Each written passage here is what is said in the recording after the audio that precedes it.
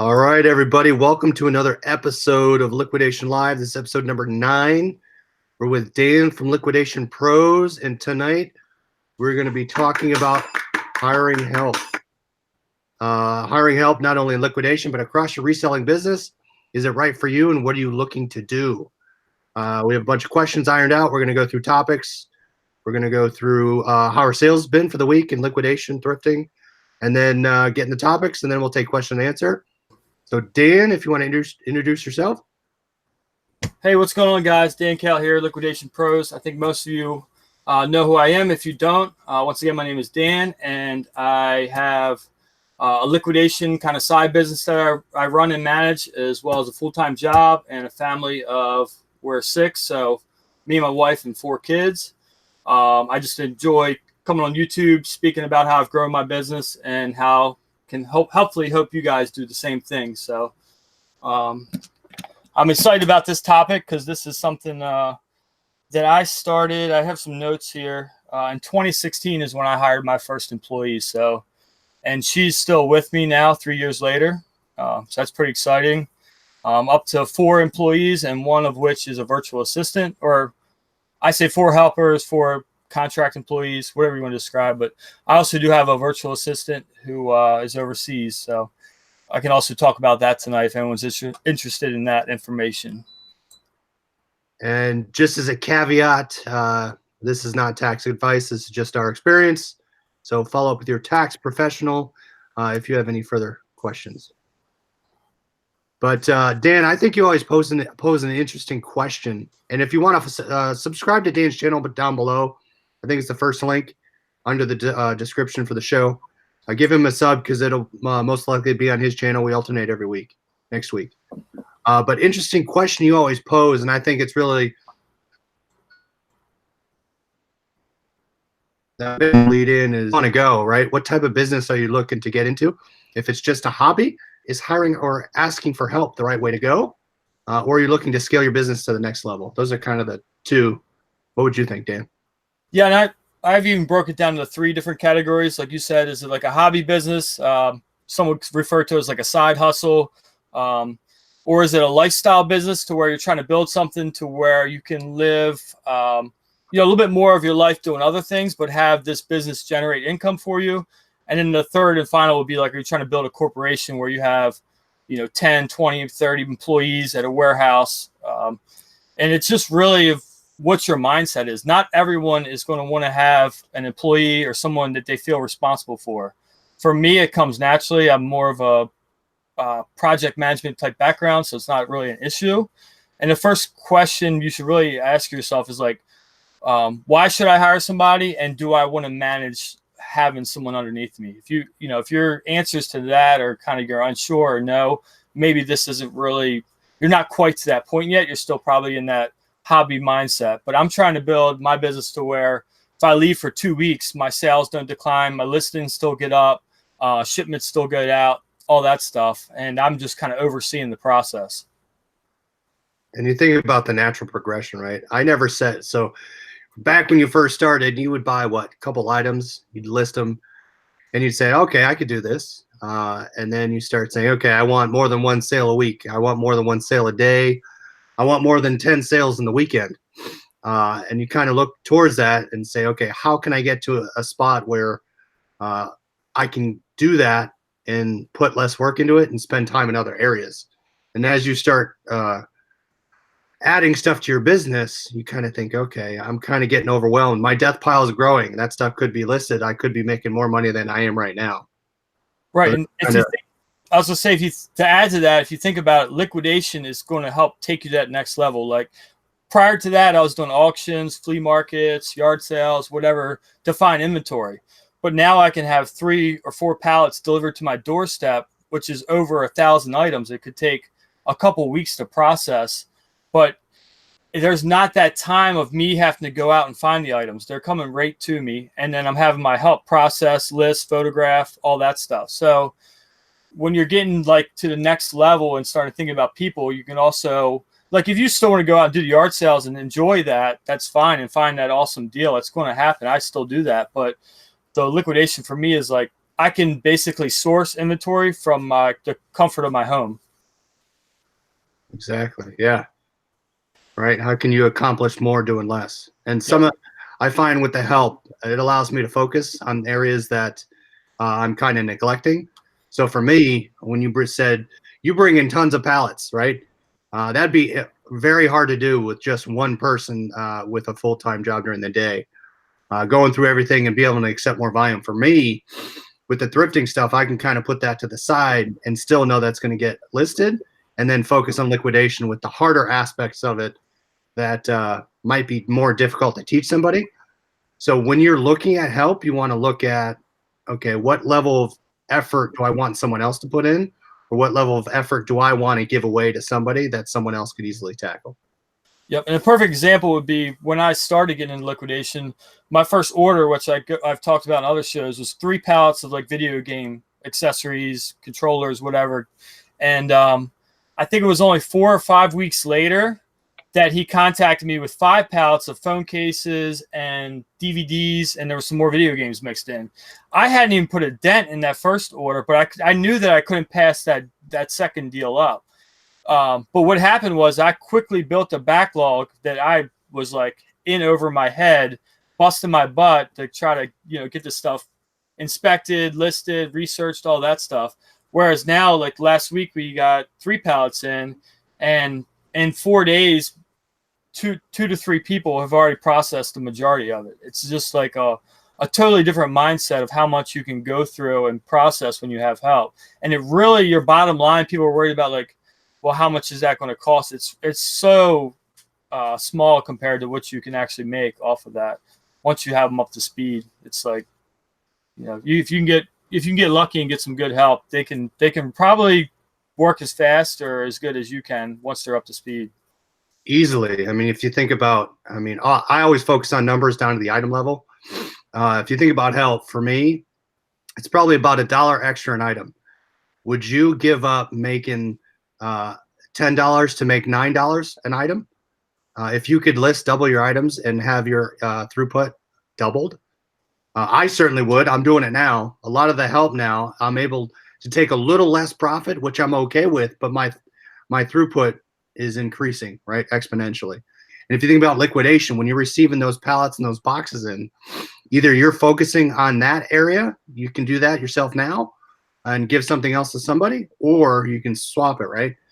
To Dan's example, you can have 4 people tackle 1 pallet versus yourself doing it and taking 5 times as long. Yep, and I play it safe, and I average about $1.50 to $2 for labor, any extra supplies that it takes to process and bag or whatever per item. But that drops significantly when you have a lot that has 10, 15, 50 of the same item. Those items that are new, kind of still sealed or just crushed box, there's no really time involved in that. That's just kind of sorting it, and that there's only that one listing. So when you factor in that, it brings down the total average per item quite a bit. And the one thing you can probably ask yourself is like, do you want to continue to do everything? Do you want to do the processing, the listing, the photos, the shipping, the customer service? If you want to continue to do that, that's fine. Like, you probably don't need help, but I don't want to do all that stuff. I want to do as little as possible. I want to look for deals, build new relationships, do more on YouTube, things like that. So those are things like that I want to do. So I need to source out all those other tasks. And to me, it's worth it to pay other people to do that, because my time of finding these deals is more profitable than it is to actually take photos in 5 minutes to list it on eBay. So if I could take an extra 20 minutes a day and scan and looking for good deals, or reach out to a potential new, source, then that's going to be a lot more valuable for my business down the road. And I could tell you to that point that if my help started in March, and if I didn't have that help, I wouldn't be able to process the amount of thrifted clothes I have right now with the measurements, as well as a lot of the wholesale stuff I brought in. I've been bringing in a ton more of wholesale orders just because I've been able to focus my time on that now and look for that deal, whereas my clothes aren't sitting in a death pile somewhere, not making any money. I can't tell you now how many times stuff gets listed almost immediately and sells versus before. it would take me a week and a half potentially to get that stuff up. So Yep. that's the sell-through rate is beneficial. When you'll start to change your mentality to, look in a week or two ahead, because you have help, and what you're looking at that needs to be done is like, oh, they could probably finish that in a day or two. Like, I need to get some more inventory, and that's like a great position to be in. And that's pretty much how I run my business. Like right now, I'm like, all right, they have maybe like 3 or 4 days left of work here from this last load we have, and as of yesterday, I've been looking for deals, and I'm working on a pallet of electronics up out of New Jersey. So it's just you kind of change your mentality, and it's more of an overall, keeping people busy and making sure everything's operationally running properly. And then how would you say, because if you look at reselling as a whole, right, there's a couple different categories. You can look at outsourcing. For me, I get rid of my pictures, I get rid of my measurements, and I get rid of my listing. And we can do a whole other show of outsourcing listing. But the stuff I'm not going to outsource, you got to look at, okay, what stuff that I want to do and what stuff I don't want to do. I don't want to do that stuff, but I'm not going to send someone to take a picture of a pen, give them that fee. So you got to look at the level of work that you want to give to somebody versus what you want to put in. And that will, what about you, Dan, in terms of aspects of the process? Basically, what I try to source out, at least right now, and I actually last week did hire my fourth person. So the worker I talk about who's been with me for 3 years, her brother just came on as a helper as well. So I'm up to 3 people now that will come throughout the week, and I'm talking they work maybe 10 to 20 hours each at the most. So you're looking at maybe 30 to 60 hours total. Now it's not nothing too crazy, but basically processing the inventory, they handle all that. Prepping the inventory, so just checking the condition of it. Does it need to be bagged? Does it need to be cleaned up? Does it need to be tested? For the most part, they handle that. If they're unsure, there is like a pile. We'll put it to the side for that. I'll make the final decision on what to do with it. And then my like senior helper, who's been with me for the longest, she does all the research, pricing. She knows how to look up eBay solds, how to figure out the shipping. So she'll handle all that and prep it for eBay. And then any one of the 3 can actually photograph the item, and then we use a VA to list it. So pay someone overseas to actually do. It's basically a data entry job at this point. If you go on Upwork, you can look up. If you type in eBay as in the search for if you're looking for help, you could type in Inkfrog or Octiva is what I use. You're looking for people that have experience listing on eBay, and there's many of them out there. I probably reached out to 5 different people, narrowed it down to 2, and then ended up hiring 1. And she's been with me for just over a year now, and she does all of my eBay listings. So I don't do any photographing. I don't do any listings. Sometimes I do some prep, and a lot of times I'll give like a general, hey, this is what we got coming in. This is what I'm expecting. Here's the list. I will create a lot of times like Excel kind of programming, basic programming, like cheat sheets to where they could scan into it and it'll look on that list and pull it up and tell them, what the item is instead of them having to go manually search it every time. Little stuff like that. But for the most part, I'm allowing them and giving them more and more tasks. And as they get more and more, they're learning. And I know a lot of people are worried about like, well, why won't they just go off and do that on their own? It's because they have other aspirations in life. They don't want to own a business. They don't want to go through all that. Maybe they might go list a few things at their house, but they're not looking to get to this type of level, I guess you could say. Yeah, and my help right now. They don't want to ship stuff. They don't want to store stuff. And some people don't have the eye for it. Not only the eye for liquidation, but the eye for, onesie twosie items that have value. Right. So I think that's a lot of people overthink that. Not everyone wants to do what we do. Well, not only that, there's just so much inventory out there that even if they did do that, like, best of luck to you. I'll be there for you. I'll teach you the whole step of the way. But there's just so much product that it's not going to really affect you other than the fact you lost a great helper. That would be the biggest thing. And then maybe you can make them an offer that they can't refuse and they'd rather just stay with you. So And then when you're looking at process for me, I looked from start to finish, right? I want to hire someone in one bucket, and then I'm going to look at hiring the next bucket or combine that into that one initial bucket. So, for example, the person I have right now, all they do is the first portion of the listings. Sometimes they go out and sort stuff, but very rarely, only if they want to. The first bucket they're doing is they're doing the listing, the measurements, and the pictures. As I grow and get bigger, I'm going to look at someone shipping. But you have to think about a couple options of your help. Do you want your help to be on site? Do you want your help to be kind of close to you, either in the same city, or do you want your help to be offshore? And then what do you want them to do? Because that's going to determine what you give them. So for photos, you're going to look at something like a Dropbox or something on the internet, right? You want to get them the photos, or are they taking the photos? Are they taking the product? So those are different things to think about. Because my next step is I need to tackle, okay, since I've gotten rid of the first portion of it, how do I do the final portion? How do I get someone to ship? And training someone is a little harder on shipping, I think, than listing. Yeah, and I think part of that is you have to have processes in place. I've documented a lot of the things that I do and then teach that to them. And there's actual docs that they can go back and pull up if they're unsure of something.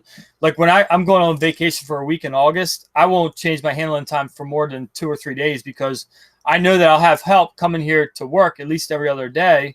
And while they come, they can do my shipments for me during the week. But part of that is having like an inventory management system. All my boxes are labeled. I don't know if you can see that, but there's labels on the boxes that give them a different basically area that the item is stored within my house. So it's very easy to find.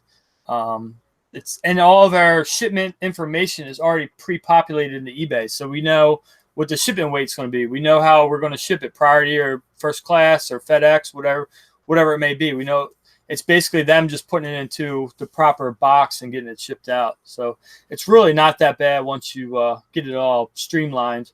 And to touch on what you were saying, so like I use Octiva. I've mentioned this before. So I upload photos to there and then let my VA know that there are new photos uploaded to the account. And then she has access to create drafts, save drafts within Octiva, but it does not give her access to my eBay account. She doesn't have any of my account information, any of the back end stuff. So it's more of like a safety net for me, but also they give you, I want to say 10 gigabytes, maybe it might be less, worth of photos on the basic subscription. So for $14.95, I get a certain amount of photo storage.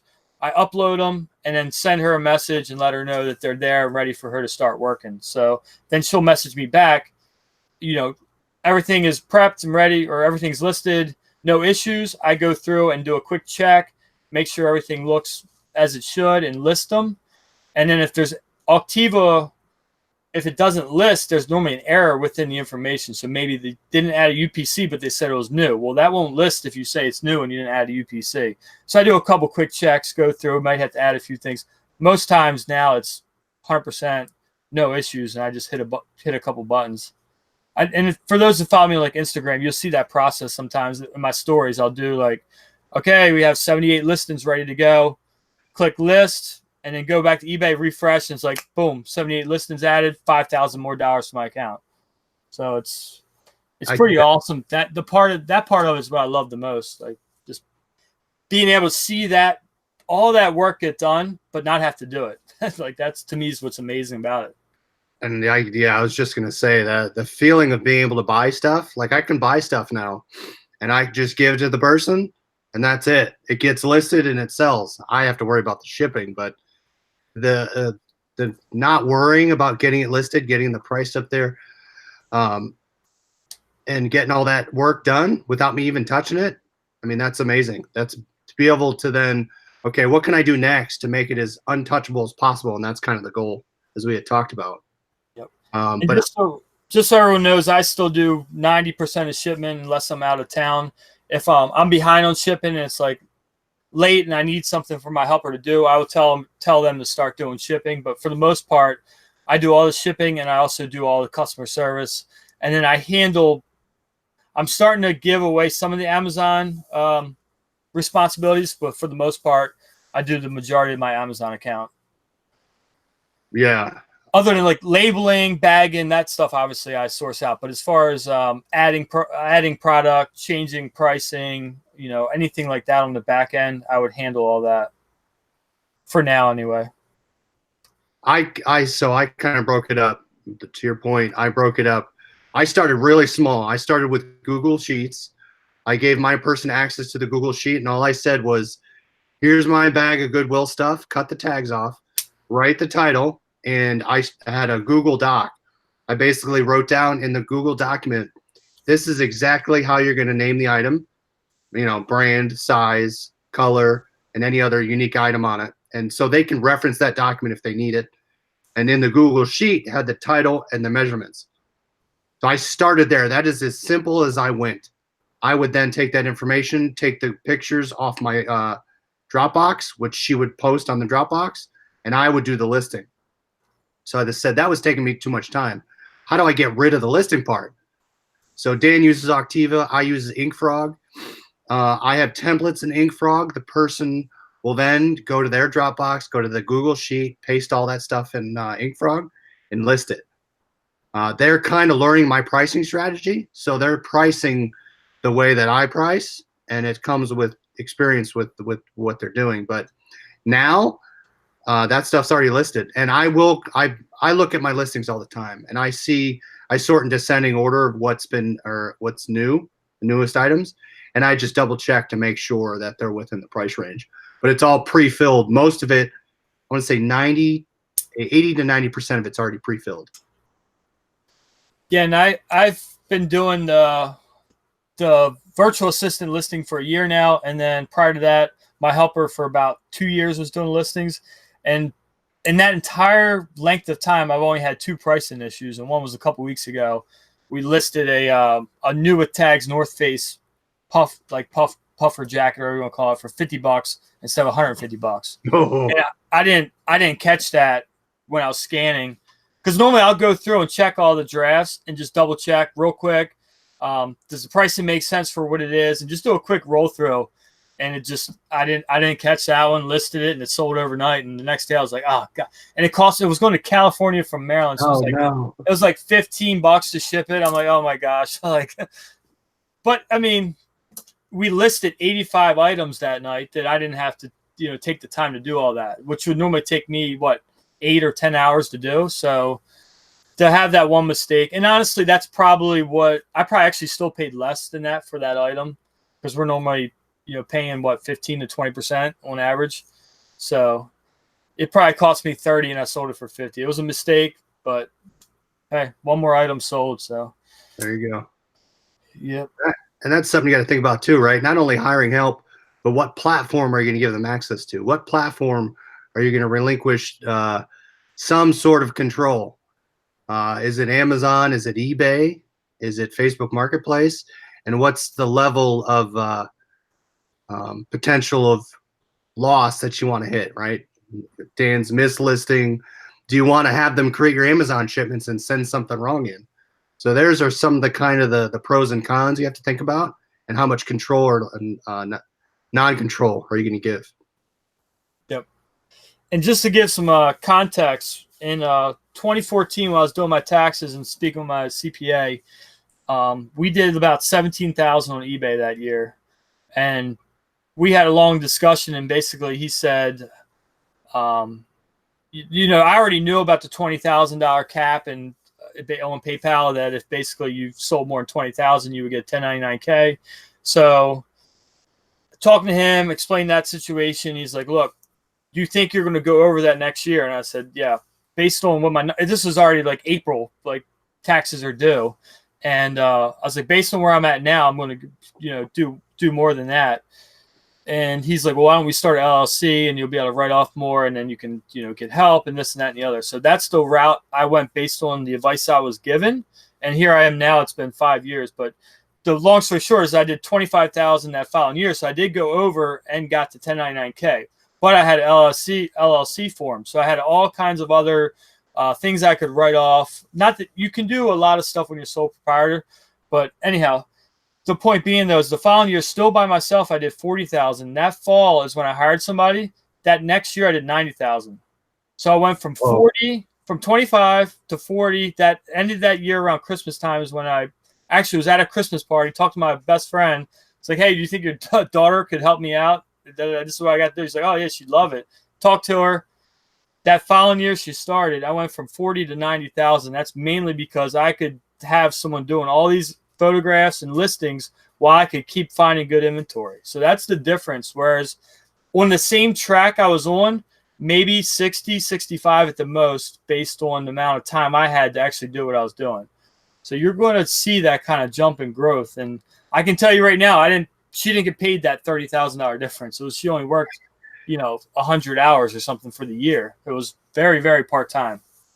So, and I don't know what your cost for help is, but you got to, look at your business and say, would I pay an extra $1? Would I pay an extra 50 cents an item to almost grow my business 120%, right? Yep. And a question for you, Dan, when we talk about hiring help, what perfection, right? When I do stuff solo, I have a specific way I want things done. What do you do in terms of what's good enough? Yeah, exactly what you said. Is it good enough? Is it good enough to, for one, make the customer happy, be presentable enough to get you the proper amount of value for the item? So is it presentable? Is it good enough as far as presentation? Is it good enough as far as how well are you comfortable with how they checked it and tested and all that? Certain items I'll do the testing and just double check or clear out, or if I get a used iPad or something like that, I'm not going to rely on my help to go make sure that item is what it is. I want to double check that someone's personal information isn't on it or what have you. So there's certain things that you will have to step in on, and down the road maybe you won't, but at least for the time being is my mentality is it good enough based on the situation of what it is. It's very situational. So I've kind of lost that perfectionist mentality. For me now, it's more of quantity over quality, but still trying to be we use all white background. A lot of our listings, we still come up in the best match, 99.9%, positive feedback, over 6,000 positive on eBay. Free returns, a lot of my stuff's free shipping if it's first class, or if it's flat rate first class or under 2 pounds, I do free shipping. So there's a lot of things that gives me a boost in the rankings. And I'm also very lenient with customer service. I tend to try to give returns when I think they're valid. There obviously are people that scam you, and when you smell that out, you can deal with that at the time when it comes. But if there's an issue that may have been missed, you just handle it and refund them or ask them to ship it back. Or with free returns, it's really no issue now because they just say whatever, defective or isn't what they expected, and they send it back to you. And our returns are 2.5%, I think, right now. So it's very, very low considering electronics and clothing are the two main things I sell. Right. And my same thing with perfection, right? I would list things. I would make sure there were no wrinkles in the photos. I get every photo that I wanted. Now when help started, it was some things were wrinkled. Some things were good enough, right? They showed everything. They at least showed the logo. They at least showed the front. There might have been a wrinkle or two. You got to let that slide, right? What are you focusing on? Are you focusing on the minutia of the little things that aren't going to grow your business? Or are you focusing on the stuff of why you got your help? Now you're able to do other things. That wrinkle or two is not going to affect your account or your business. What's going to affect your account is someone not following the level of work that you put in the document. Are they not taking photos of what you told them to take photos of? Are they not listing the details that you told them to list the details? So those are some of the things you kind of look at with help, right? Are they getting you to where you want to be in the respectable terms of service across whatever platform you're working with? And I've even ran into situations where I've trained someone how I want it done, and then down the road I've realized, whoa, I've totally overkilled the situation. I taught them maybe a little bit too well and gave them too many details to where this one sealed item they're giving me 6 pictures of, where you really only need front and back. It's sealed, you can't even open it up and take the item out. It's still perfectly wrapped. So there's certain, you'll learn through the process, and people will understand, okay, if it's open box, I need to make sure I take it out of the box and show that it's still new. If it's sealed, maybe I just need like front and back of packaging. But there's different things you'll realize where you maybe taught them too well, and now they're taking a little too long to do tasks that you expected to be done already. So, and that just comes with working with them over time. And that's an unintended reward, right? Right. A lot of the things I did, they found issues in the process that said, why do you do this? And you're like, okay, great. You just eliminated something I never even thought about. So someone else is doing your work that you think's the best. Not only, it's like when we watch other YouTubers or resellers, you see certain things saying, okay, I can remove that from my process. Well, this person is also teaching you about how they can become more efficient. So they also help your business, which is nice. And in most cases, you probably are hiring a younger, I mean, you could hire anyone from any spectrum, but people that are looking for lower entry jobs are normally like teenagers, or you have a brother or sister who has a kid that's probably the appropriate age that you can get working for you. And these kids are, first of all, very proficient on computers, and they're probably better off with technology than you are if you're over 35 years old. Like, it's amazing what the kids know once I show them the stuff, and they're like, well, if you do this with the photo, like they're telling me all these different tips and stuff. I'm like, holy crap, I didn't even know that. Like, I'm rotating photos in the eBay picture thing. They're like, no, you just need to make sure the phone's turned this way. Pretty simple, but you would think landscape would be better, but it fits better in portrait mode on eBay, or whatever the case may be. They're typically going to have more experience with tech because they grew up with it their whole life, and they're more in tune to what's up and coming in the new age of things. I also try to get information of like what's going on in the tech world coming from like high school kids. Like what have you heard? Are people talking about eBay? Are people talking about Poshmark? Talking about Macari? Like where are people buying goods from? So that's always interesting to hear. What so what'd you say, you had 4 or 5 total? So I have technically 5, but one is not working right now, so he'll start back up in the summer because of sports and school. But I have 3 help here, and 1 virtual assistant, and then 1 kind of on hold till summertime. So do you find with that, I mean, I find it with 1. Do you find with help now that you have to have stuff for them to do? For me, just having 1, I find like I have to find a full bag of stuff, and I have to give it to them by the time they're run out. Do you have that issue? Oh yeah, more for stuff. Sure. Yeah, I mean, it's like so as I said earlier, it's like right now I'm looking for the next big deal because we got 3 pallets in, and they're in 4 days they've already gone through more than half of it. So they're processing stuff a whole lot faster than, not necessarily that I can buy it, but than I was expecting. So it's a good thing, but I'm always on the lookout and working deals and trying to figure out what the next step should be as far as inventory goes. It's not, if I can't go to the local Goodwill or a yard sale and get enough inventory to supply the amount of work that I have. I need mass quantities, like 1,000 items at a clip. Yeah. So, now you've trained everyone to get everything up. Have you trained them to take stuff down? And like end eBay listings? Yeah. If you have a process where you end stuff and you say, oh, it's been too old, or this is not going to move, I need to bulk sell it, I need to do something different. Yes, yeah, so we do that once a year in January, where we go through everything. We double check, or we do an entire inventory check, which takes about 2 to 3 days, and then we'll go again and remove stale inventory. But most times I can get that stuff to sell if I mark it down, like basically all the way down to like fees plus shipping. I can probably move it, as opposed to taking the listing down just to get rid of it and then hopefully get some more feedback and more activity on the account. So someone had a question earlier, how many listings is it too much for one person? I guess that would just depend on how much time they have, really.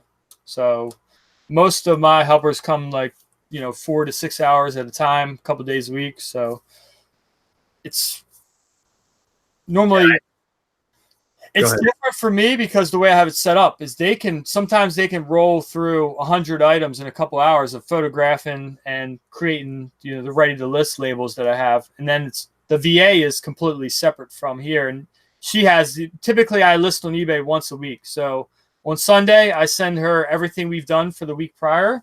And then normally she gets back to me like Wednesday or Thursday. And during that week, we've still been making more potential listings, but I just send them to her all at one clip. So everyone that says you need to list daily on eBay, well, I list 1 day a week. So. Oh, you list one. Oh, you do your refresh once a week. Yeah, once a week on Sunday nights. Because I told the person I'm working with, you have to at least do one. But usually it's like 10, 20 a day. But I sell 10 to 20 items a day. I answer customer questions. Like there's activity on my – yeah, if you're not doing anything on your account, it's completely stale, it's an issue. But as long as you're doing something, I don't think you're affected by the Cassini, whatever algorithm theories that are floating around. Someone asked, how big is your store? My eBay store, I'm approaching 1,900 listings. I'm trying to get my Amazon the same. So this whole help is allowing me to focus on my Amazon side because I want to get the goal is to get my Amazon as big as my eBay. That's my next goal. Right now I have 928 with 2,700 items. So that's the difference too with liquidation is multi-quantities. You know, in my store, I have 2,700 items, but it's only 928 listings. And I actually want to keep it below 1,000 because anything more than that, I'm paying per listing. And there's no need for me to, if I'm storing that much inventory with what we sell, like with liquidation, typically it's like new age items that are hot when you get them. They're not really, it's not vintage stuff that you can hold on to. This is stuff that's probably declining in price over time. So if you're holding on to it for too long, you may be overpriced. There is no need in the market for it. You need to go back and look at how you can get rid of some of that older stuff. Yeah.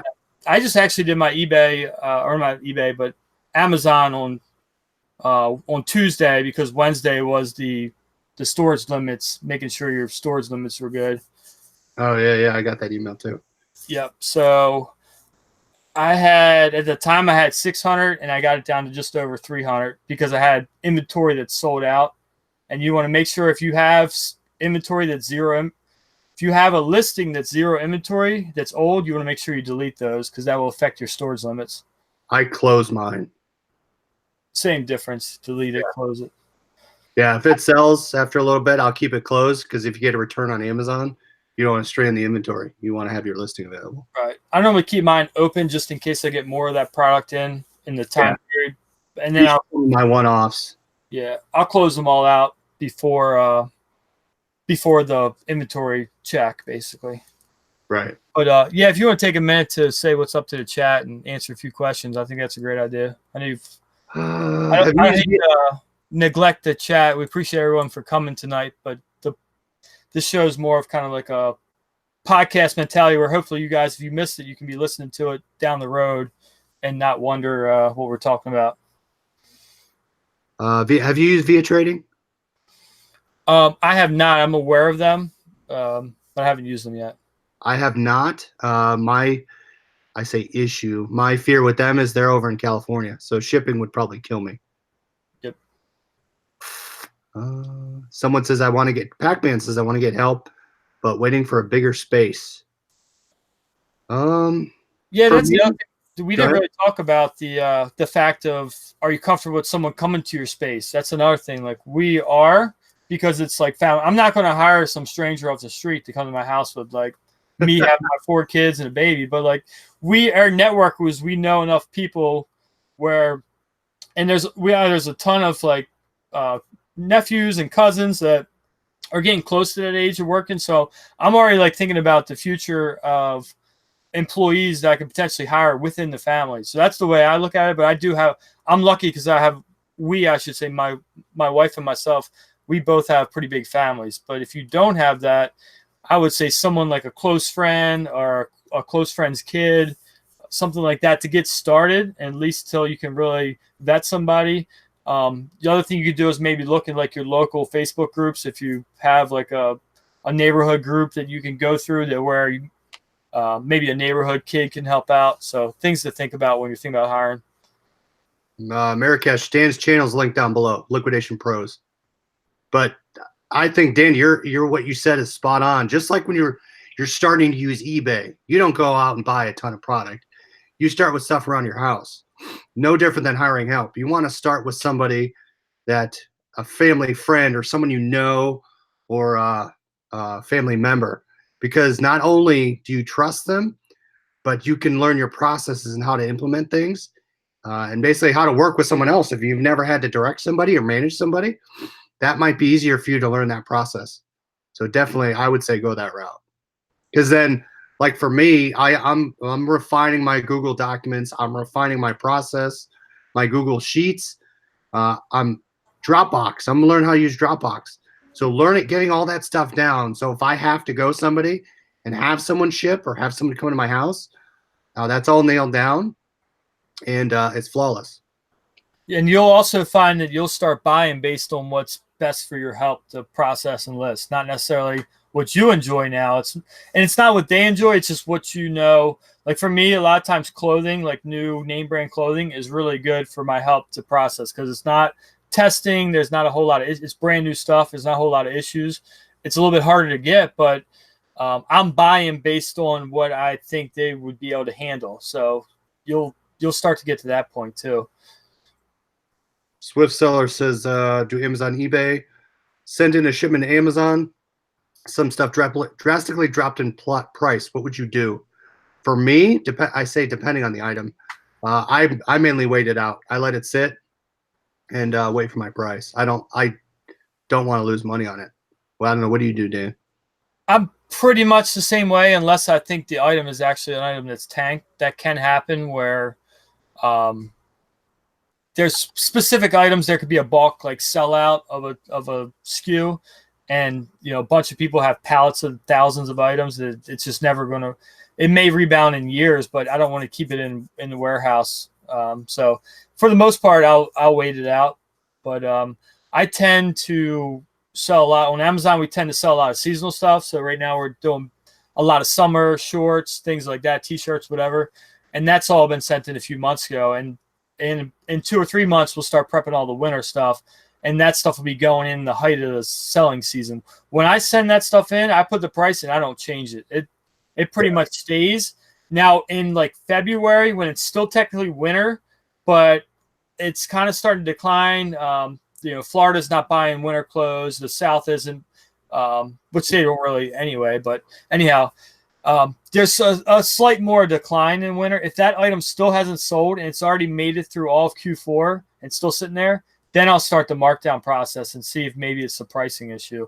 But for the most part, I'll hold out and I get full retail typically. What about if you're going to hit storage fees?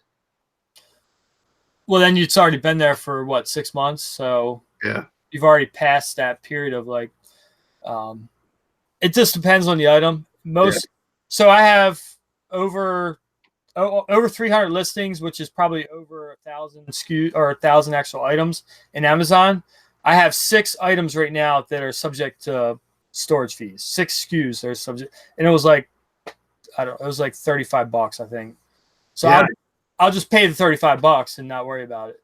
I'm the same way. I have 2 items, and it's going to hit me, I think, $1.10 over 100 listings. So, but there's some people that they have 300 listings, and 100 of them are going to get hit storage fees. Right. You're probably not sourcing the best items that are good for Amazon or have a great sales rank. Are you buying stuff that's under 100,000 sales rank, or are they like 2.5 million? That's going to make a big difference. Yes, I sell books on Amazon. Do you anymore, Dave? I don't really, unless I happen to get a bunch of the same new books. But for the most part, I don't.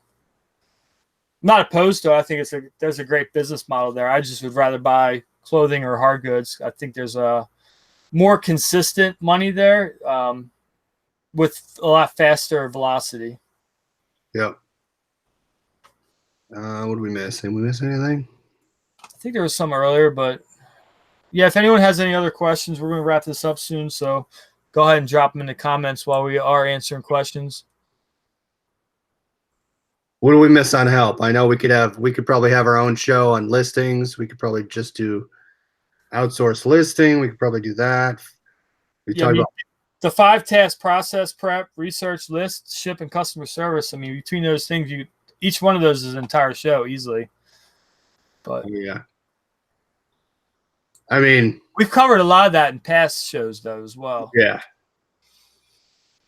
And that's the other thing, guys. If you guys have any potential show topics that we haven't covered, make sure you put them down in the chat after the show's over.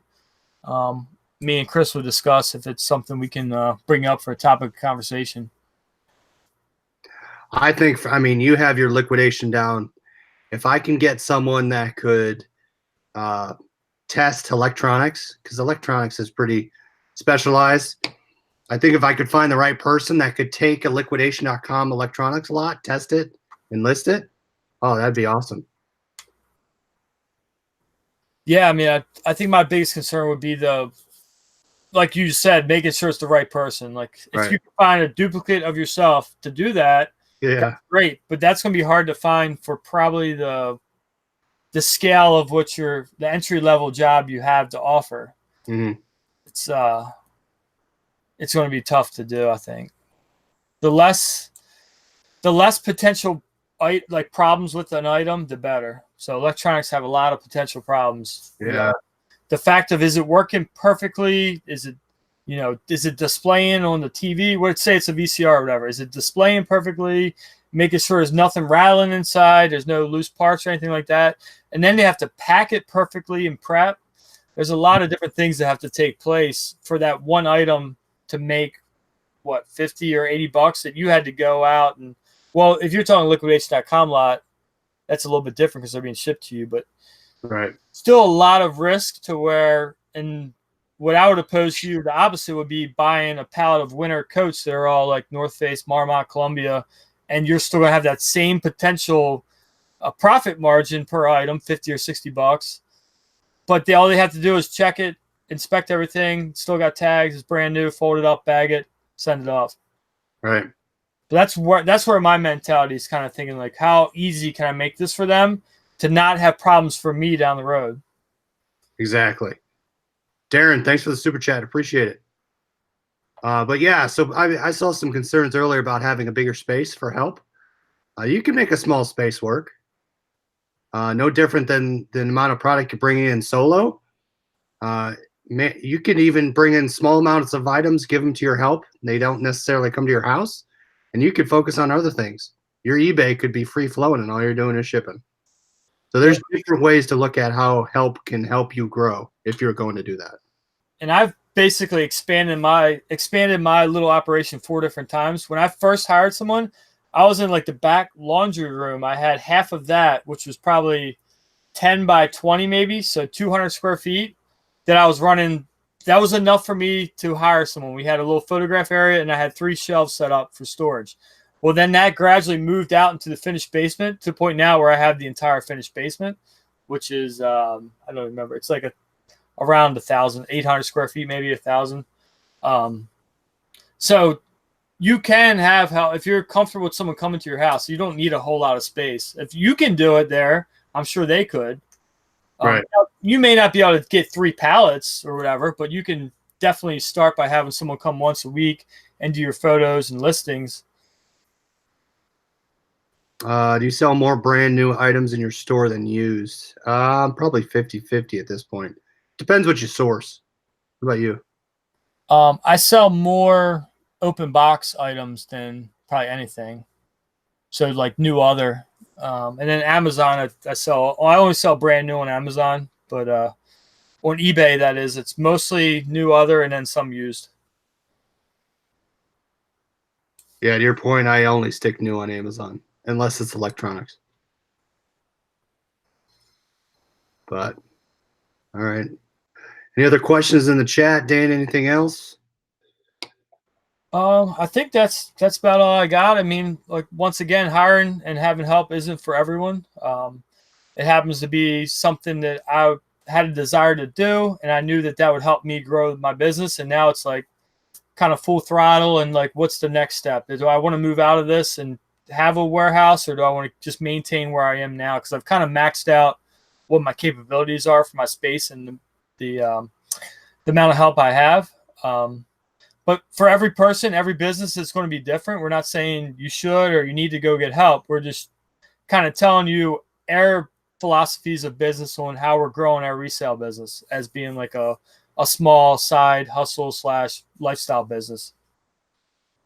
And imagine being able to do all the work you're doing now or all the revenue you're bringing in now without touching it.